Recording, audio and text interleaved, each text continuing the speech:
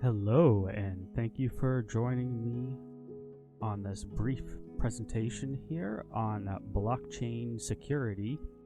I will be covering the basics on what blockchain is, how it's used, what are some of the vulnerabilities, and basically anything that you can think of that will cover the general foundation, because you could spend hours and hours and hours talking about technology and getting very deep, because it is a never-ending process. So let me start with explaining what blockchain actually is. It's a little bit more complicated than what I'm displaying here. However, I think this kind of split demonstrates the core concept of what blockchain represents. Essentially, it is using a cryptography algorithm to create a ledger that records transactions. So the ledger is maintained peer-to-peer, so that's across a network very similar to like a torrent network.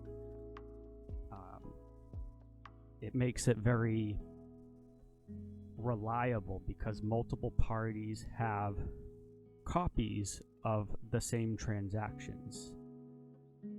And that ledger is essentially what you would expect blockchain or cryptocurrency to be. So when you think of blockchain or cryptocurrency, you are thinking of the ledger part of it. I mean, there is the cryptography component, but essentially you'll have a user end application where you're essentially logging into the ledger in order to create and maintain the transactions. And that ledger is completely transparent, so anybody can see it. They just might not be able to see exactly who you are, but it is very much traceable, and that's actually one of the vulnerabilities too that I'll be covering a little bit later on. So blockchain technology these days has been popularized by Bitcoin. However, it can be used for other purposes, healthcare, logistics. If you wanted to do some sort of crowdfunding where you need to send resources to a lot of people all at once, you can do that. Traditional banking doesn't typically handle those types of transactions very fast. So there are benefits of using blockchain technology over traditional banking methods. However, I will mention a few ways that blockchain technology can be incorporated into traditional banking methods, and how traditional banking methods, some of the principles are still a little bit more secure.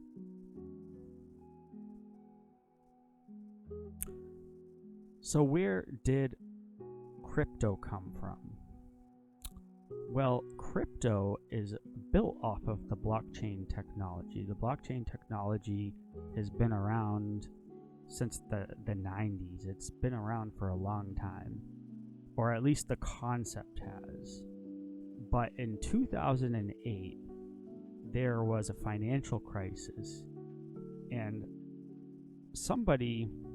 an anonymous person who claimed to be called Satoshi, published the Bitcoin source code. So Bitcoin is open source. However, it is maintained by the public.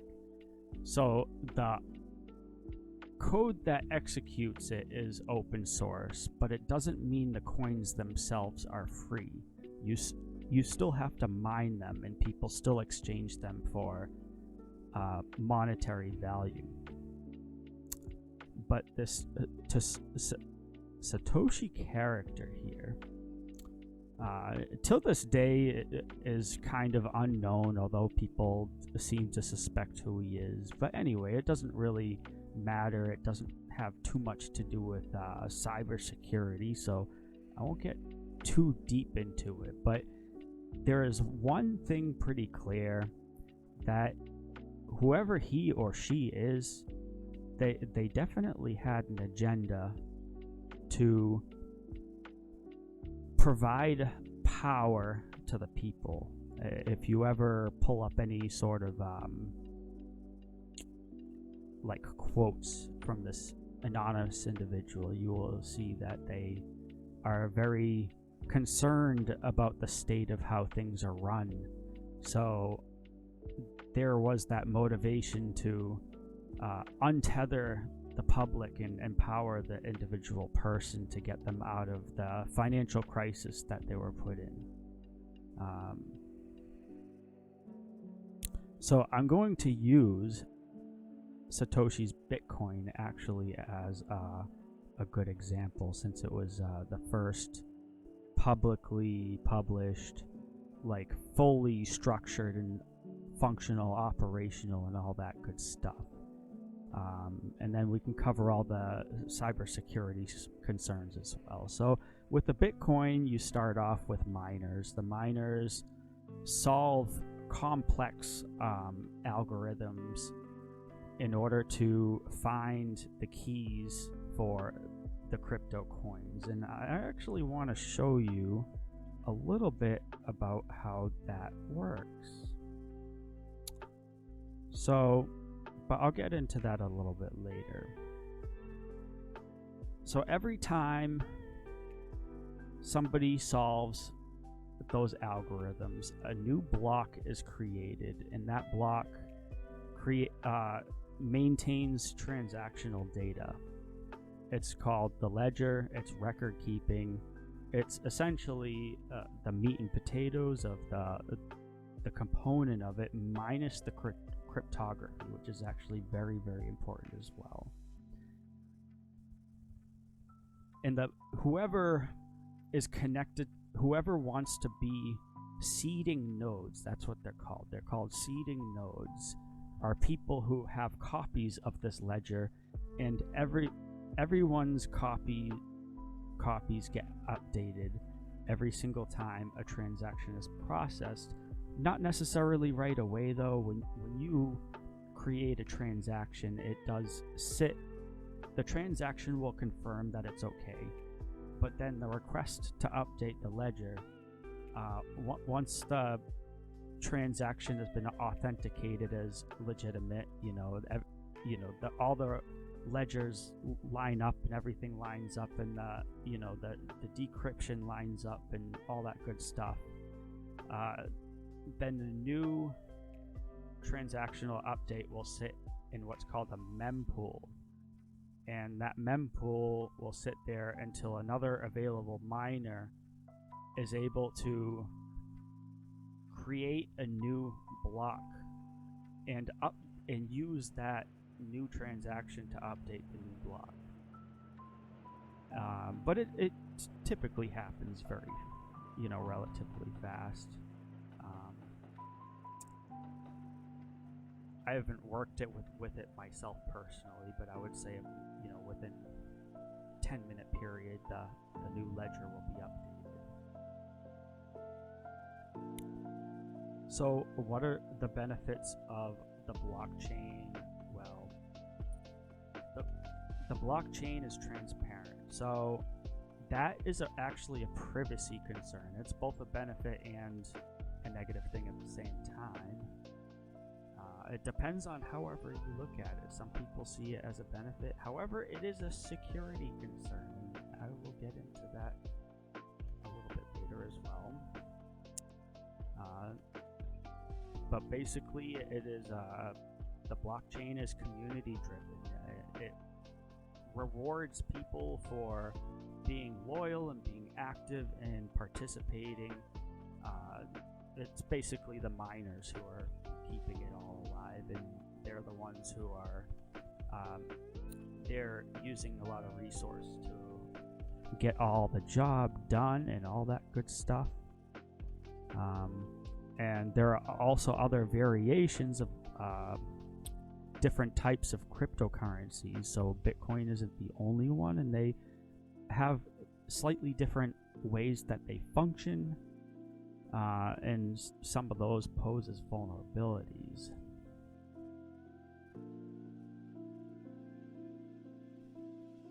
So let me start with the chain architecture. So you start with your initial, what's called a genesis block. It's the first block that's created. Usually, from what I understand, it's the developer who develops the code that usually starts the first block. I'm not sure if there are any cases where they haven't done it and it doesn't make sense for them to not have it done it because they need to test out the code, and that's how you do it, is to get a chain going and to seed that chain. So we can just assume that the developer or somebody who's connected to the project might do such a thing. Now, the first block is created also by finding a relatable, so it uses a special algorithm to determine whether the block is hashable or not. So the chain works essentially through this little part right here. It's called a Merkle root. Every single hash jumps and gets updated with all the new information using the previous block's hash in order to do that. And they refer to it usually as like a Merkle tree, and then there are all the leaves. I think of it more just kind of like a branch that just keeps on going and it keeps on updating. Of course, every block contains the previous hash in it. That's just for record purposes, timestamps. The nonce is when the hash is being created, the miner who is gets to choose a number to hash up the new Merkle root hash. And then, of course, the main part is the transaction body. It's just all the transactional information that says who owns what and what owns and what not. And basically, the information on that is public, so you can see who owns what, but you might not necessarily know who it is. It just depends on whether you're hiding behind a proxy or something to that effect. So if you're ever using blockchain, consider the fact that you are basically a target. If you have a lot of resource or a lot of digital assets, you are a target because everyone can see that. They might not necessarily know that it exists right away because you can maybe mine offline, for example, but people will catch on very fast. And it is not a nice sight when they start doing that. So, in order to understand the security side of things, I would say that the best way to break it down is by following the security's 7 domains. Now, there might not necessarily be 7 domains every single time you use that approach, but you can basically kind of take a best guess, create 7 things, maybe even more, but it shouldn't really be more. It's like 7 or less things that are connected to the software that you're trying to analyze for security vulnerabilities and all that good stuff. So we have cryptography, the consensus mechanisms. So the POW, the POS, the DPoS, all these things are basically like voting protocols. And I'm going to describe a little bit later because I'm going to go through each of these steps, and I don't want to keep you too long and drag it on. But basically, people are exploiting the voting mechanisms when they do that. And then in order to make Bitcoin scalable, because Bitcoin is not super scalable, and that's an issue with traditional banks,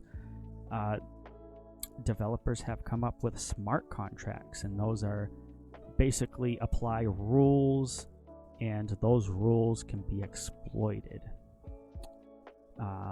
As always, the architecture itself is exploitable, although in all honesty, it is not super exploitable here. I mean, it's pretty secure. If you're trying to break into the code itself, if you're targeting a person while they're in action, then that's where the most major concerns usually happen there. And of course, the user domain is the weakest link. Almost in every case, you can assume that to be true. You know, people, they get lazy with their passwords, you know, and I'm not going to say I'm not one of them that does that sometimes. It really depends on what it is and whether I care, you know, to recover what it is. But if you're dealing with millions of whatever currency that you're dealing with, you definitely want to keep it secure. One of the best ways to keep it secure is to keep it on a physical drive, and that obviously anything's exploitable. So I have to mention, you know, you can lose it. If you lose it, you can't get it back. But at least if it's on a physical drive or a physical device, then it's much more difficult for somebody else to get access to it, as long as nobody knows that it's there and where it is. Of course, the network, this tends to be between, I would say, the network and the user domain are the most concerning and vulnerable parts of blockchain technology. The rest of them, the consensus and smart contracts, are also, they have theoretical vulnerabilities, but you won't really see case studies on them because they're just like, you know that theoretically it can happen, but you'll see when I talk about it. And then, of course, you know, you got anything else that has to do with the Internet of Things. It's kind of related to the network domain. I don't know. There's not really 7 domains here. I might have split up a couple of them that didn't need to be split, but I don't know, it made sense at the time. So we'll start with the first one, cryptography. We got Bitcoin. So Bitcoin uses an elliptic curve signature algorithm in order to determine the plot points. It uses a graph, and you have to use a certain mathematical equation in order to run random numbers through it. And if the random number hits exactly on the line, then it is a compatible hash algorithm, and that becomes a new block. But I'll show you what it actually looks like. So I was playing around with AI to help me put together some code, and I'm gonna have to go because that's not it. This is it right here. So it's this one here. That I'm going to show you that one too, but this one I'm going to run it. It's going to show us what the line is. So if I run it, give it a second. Yep, here we are. So this is the line right here. You'll see it online usually as a solid line, but the reason why I wanted Python to create it for us so we can see it here is because this shows you that it's not really a continuous line. It's really just a plot of infinite dots that make it seem like it's one continuous line. So for the purposes of this demonstration here, and this is the equation, by the way, plug random numbers in here, and if it happens to land on this line, like all these colored dots are compatible, and all the other dots are just, simulating random generations of, different plots. That could be it. So I don't really think that this is too exploitable. I mean, it's a pretty strong,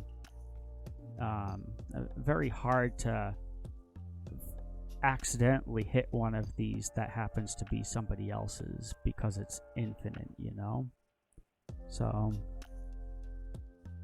that was that. So basically the cryptography side of it is I determined was very strong.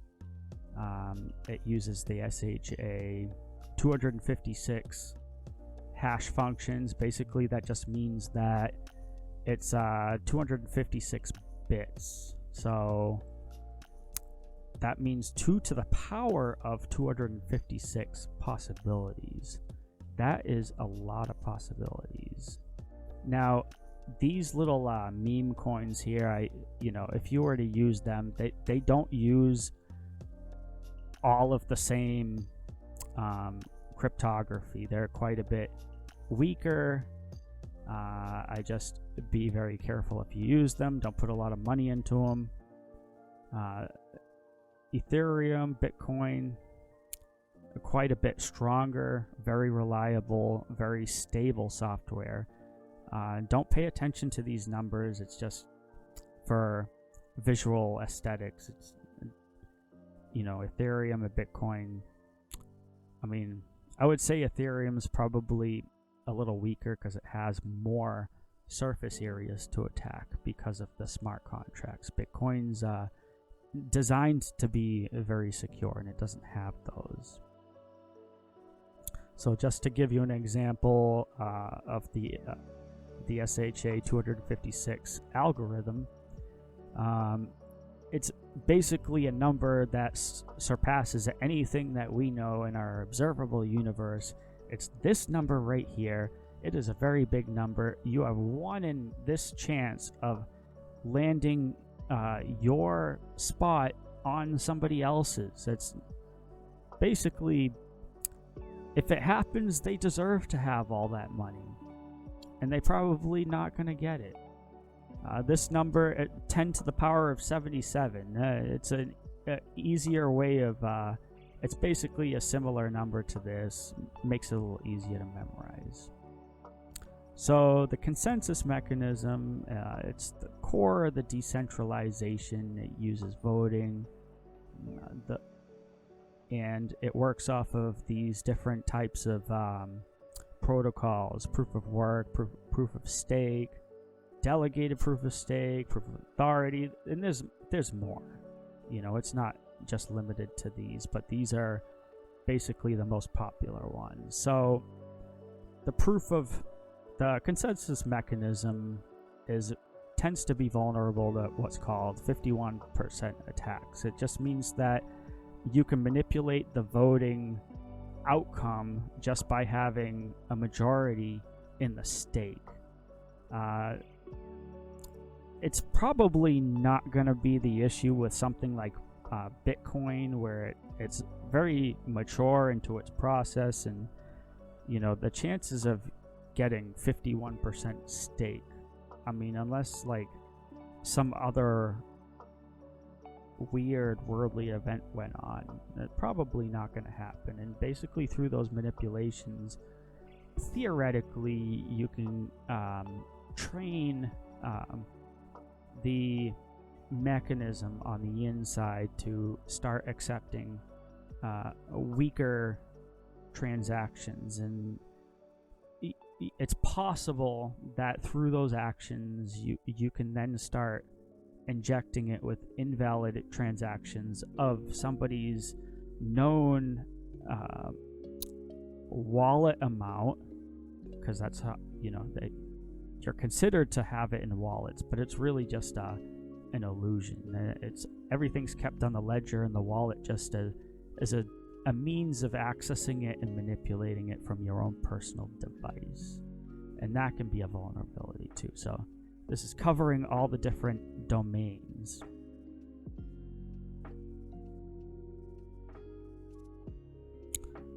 Smart contracts, this is another theoretical possibility of points of attack. So basically, in order to make cryptocurrency more flexible, smart contracts were introduced with Ethereum.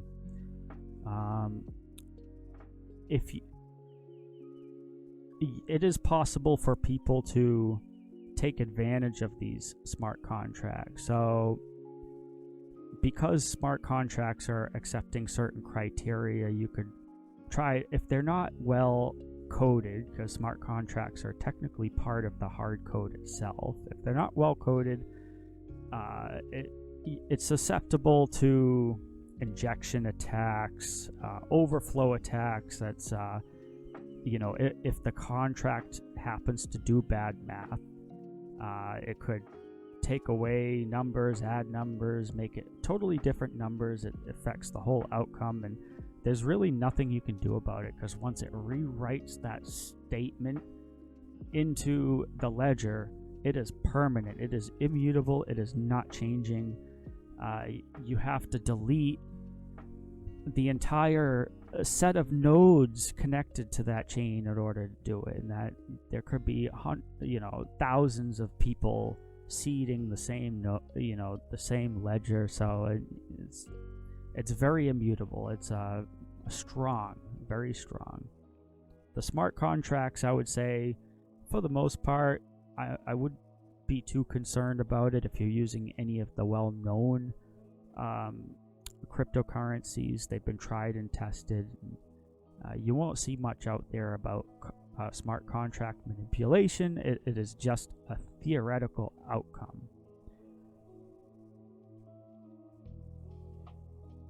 So the Internet of Things, you got all sorts of external applications and devices working alongside the ledger to help manage the control of it. Usually people start off with the wallet. The wallet contains the data. If you have, for example, a malicious wallet that you don't know is malicious, and you could theoretically expect that it would be able to misrepresent your instructions and do something with your cryptocurrency that you don't want it to do. The data storage, so there are applications that can access the data storage itself. It's part of it's where the ledger is. I suppose that would be like the core of the blockchain, but you need programs in order to interpret it and to be able to understand it. Those can be compromised. Blockchains, explorers, decentralized apps. If you're using apps that use the blockchain technology, that's not necessarily crypto, but gaming, social media, those can be compromised. Decentralized finance, that's what DeFi is. Also, managing, the blockchain in their own way, they could be compromised.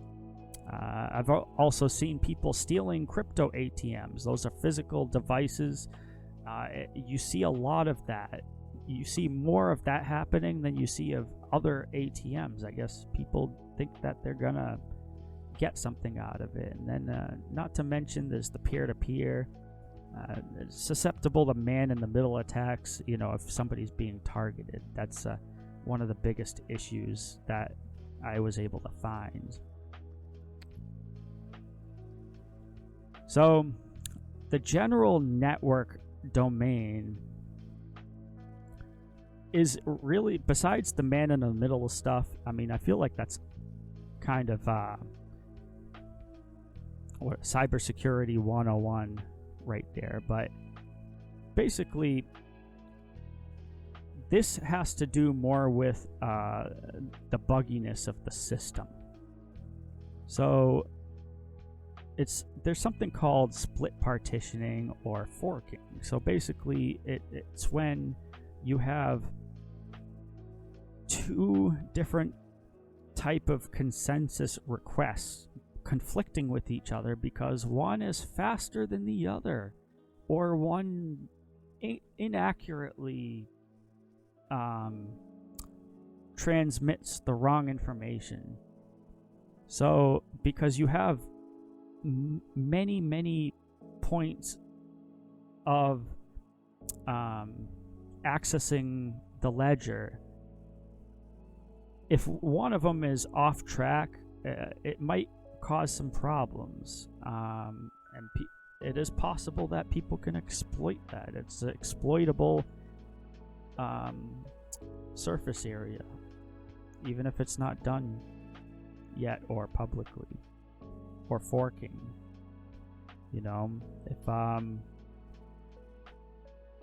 If people creating different multiple blocks at the same time, and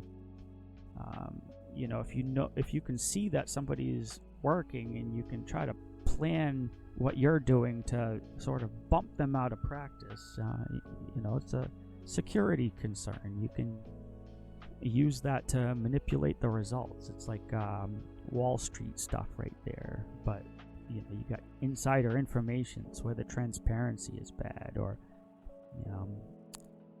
the power goes out on something, which is not really like typically what I hear as being a concern, but it is a theoretical possibility. It could result in split partitioning as well. So architectural vulnerabilities, you got collisions. That's basically, we covered that in a little bit. You got many different things happening all at once. People can see what you're doing, and if they see that, they watch your patterns and they keep track of it, it's all social engineering, but it's social engineering made easy.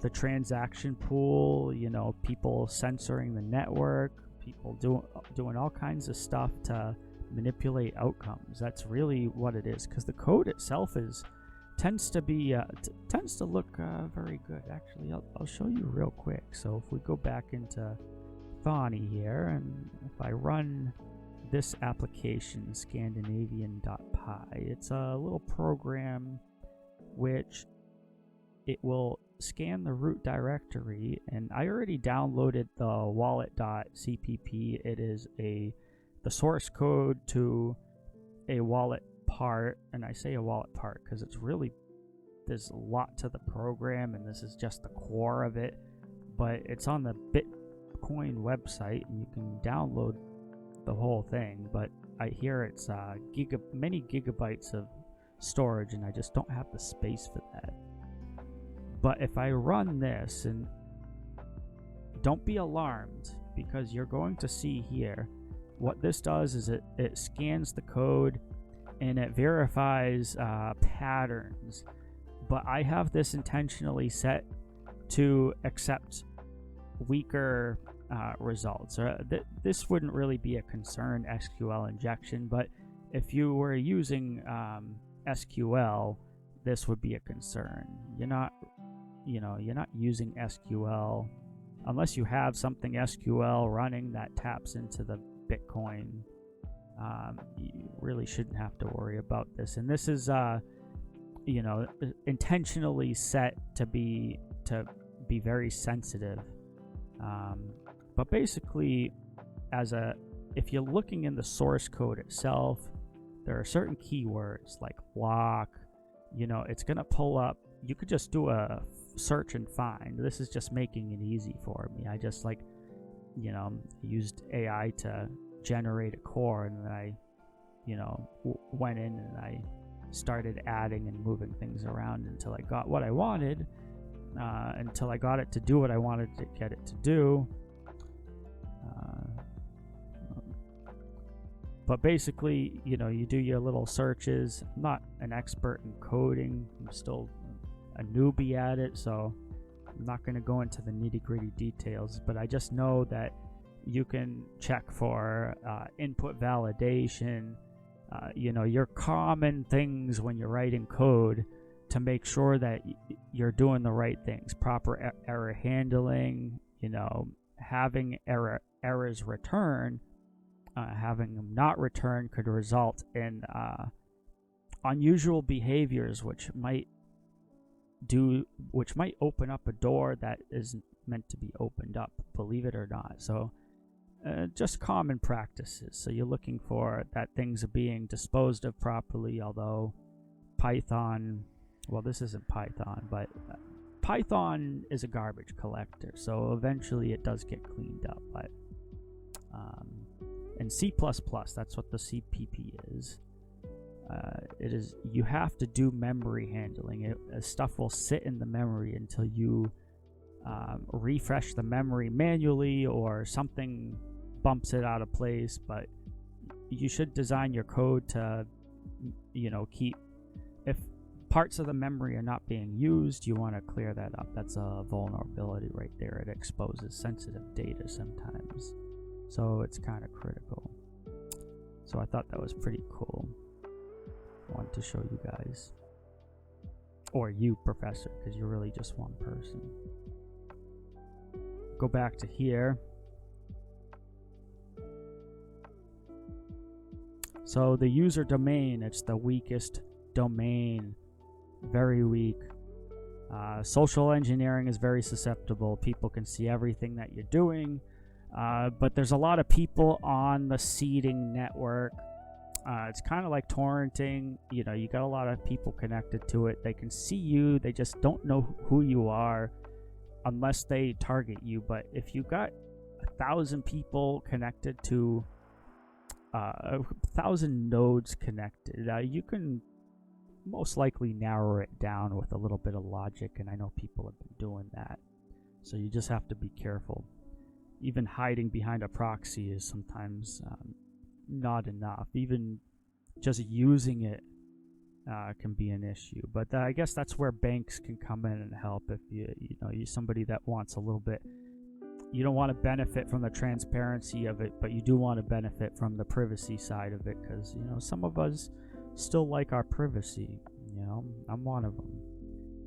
But I'm also on the side where sometimes I don't care either way. I'll try it all. I guess that's my job to do that. People designing weak seed phrases, as common stuff. The users being sloppy, insider threats. People that know that you have Bitcoin, because people like to brag. I'm guilty of it sometimes. I try not to, because it's not nice to do it all the time. But yeah, people, were doing all kinds of things, strangling people. I was online looking up some case studies, and there was a lot of that. A lot of people robbing people for cryptocurrency. It's crazy. So positive key takeaways, blockchains are secure, the software is stable. I also crossed this with other experts that verified the same thing. So the software itself doesn't have an issue. However, it isn't regulated, so people don't know what to do with it. So it's still kind of like trying to figure itself out. The transactions are immutable. That's a good thing. And the transactions are transparent. That can be very beneficial for some people. So I definitely think it's a good thing. But there are a lot of negative things too. So the code is good, but then you still susceptible to social engineering. We get sometimes a little bit lonely, and people take advantage of that. I'd like to think that human beings are not capable of that, but sometimes they are. Some people get desperate enough to do very bad things to other people for not a lot of money, and especially when you're dealing with the World Wide Web, that window of desire becomes smaller, and the window of desire becomes larger and larger, because the small amounts of reward for the malicious activity are become larger and larger for other people, So, and then a lot of people are uncertain because it's, nobody knows how to regulate it as much. There's a lot of people trying to launder money using cryptocurrency, but that, they can't really do it too much, because I'm pretty sure there have been regulations put in place to make it much more difficult to do that. So your IP addresses and all that stuff gets recorded now by somebody. It might not be totally public all the time, but somebody has it, and if you're doing bad stuff, it'll catch up to you. Don't ever think that anything that you do is not accountable or subject for interpretation. I'm not trying to scare everybody, but I would say just try to do the right thing for other people, and that'll get recognized. Try not to take advantage of people. So cryptocurrency is very volatile. How is that a security concern? I mean, I guess it can be, because if it's if the value of it is very high at one point, and then it goes very low, and it stays low, and you kind of get your desire to be interested in it fades away, but you have a lot of money, and then the value goes back up again, and you're not paying attention, and then somebody's sitting there waiting for that to happen, because maybe they're manipulating it and they're the ones making it happen. So it can happen. So cryptocurrency is different than traditional banking systems, although they are kind of they all kind of work in a similar way. Traditional banking systems rely on internal mechanisms that are kept secret, because it's part of their intellectual property, their way of doing things that, I don't know, it's not like super secret. I guess we know they keep their own ledger system basically, and it gets transferred between multiple different companies, so it's kind of like that. But basically, you can have multiple signatures, so usually you just need one other person to verify, but you can have more than one other person verify if it's with the bank. Let's say I want to make sure that my cryptocurrency doesn't get in the wrong hands. I can have them be part of the signature process if I wanted to, in a way. Or I could have their system act on behalf of that, and that would make it a little bit more secure. Banks can also help in recovery. If they hold your seed phrase for you, and something, you lose your crypto or whatever the case is, they can help you get it back. And there's an incentive in there for them too, because if they're offering these services, they can, seek some rewards out of them. It's a good investment opportunity, even though it's volatile. I expect it to not go away anytime soon. The technology has only gotten bigger, and I don't know, people get curious about new stuff.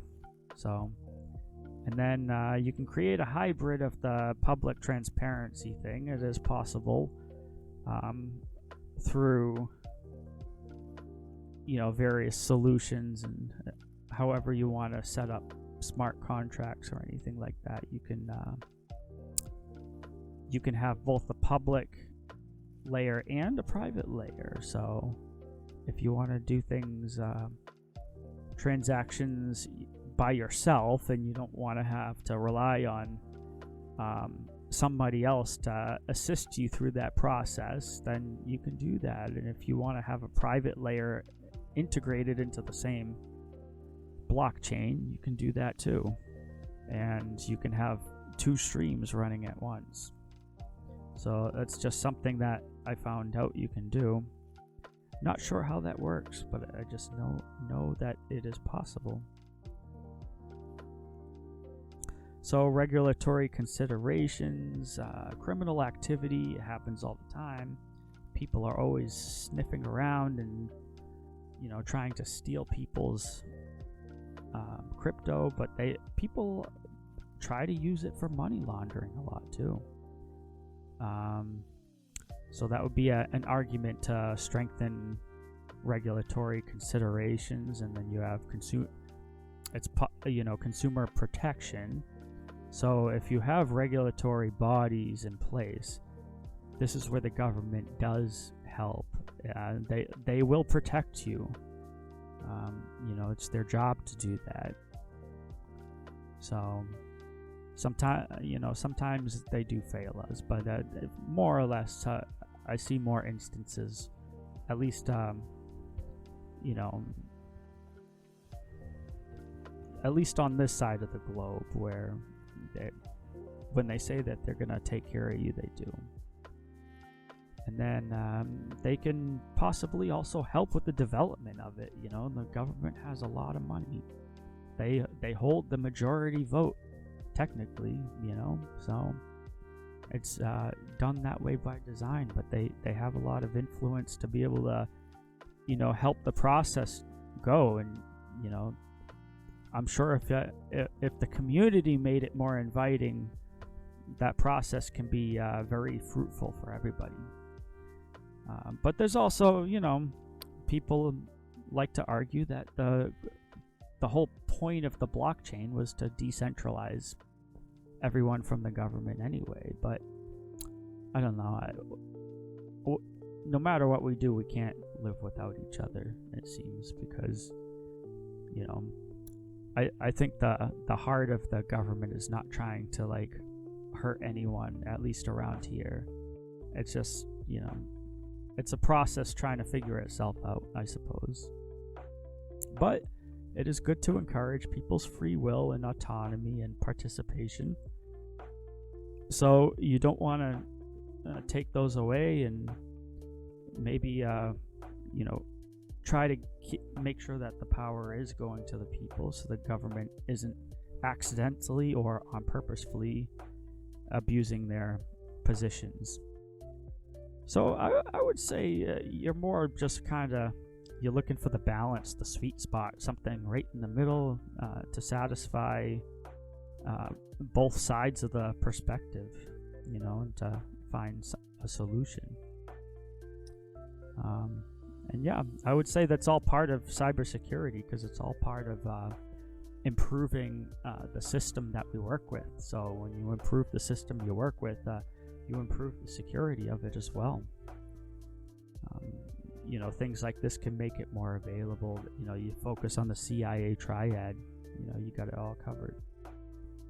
And then why is everything all important to cybersecurity? Well, everything's related. Like I said, it's you mentioned all the important things. It's all family building and all that stuff.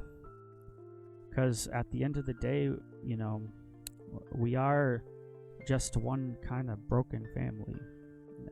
And I feel like fixing that would solve a great deal of our cybersecurity issues, to be honest. Especially over in the other side of the world.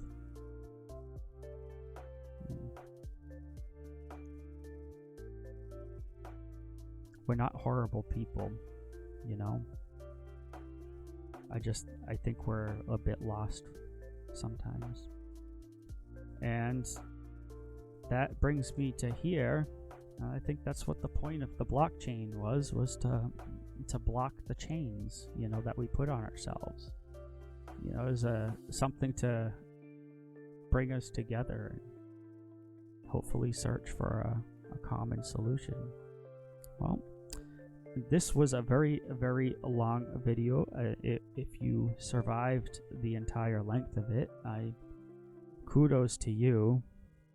I hope it's not a bad thing. I apologize for making it so long, but that's pretty much the gist of the technology, because I had to explain pretty thorough how the technology works, at least on a basic level, so that way I can explain how the security components work. And I think that pretty much covers it. You got your extortions, and you got your ransomware. I said malware, but your typical ransomware and all that, all applies to the malware. But I would say with blockchains and cryptocurrencies, the bulk of the issues always arise from the user interface or the network interface. It's either somebody snooping around the network and using social engineering techniques from that angle, or somebody that's closer to you using social engineering, or a little bit of both. That anytime you see anything crypto hacking or anything like that, it's usually like that. The software and the algorithms are very strong and stable, at least for Bitcoin and Ethereum and any of the common ones. So yeah. Well, thank you for listening to this presentation. That's it for now. Have a wonderful rest of your night.